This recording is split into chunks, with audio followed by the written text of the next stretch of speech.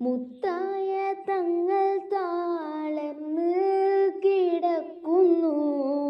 മുത്തുമോൾ ഫാത്തിമ ചാരത്തിരിക്കുന്നു. മുത്തായ തങ്ങൾ താളർന്ന് കിടക്കുന്നു.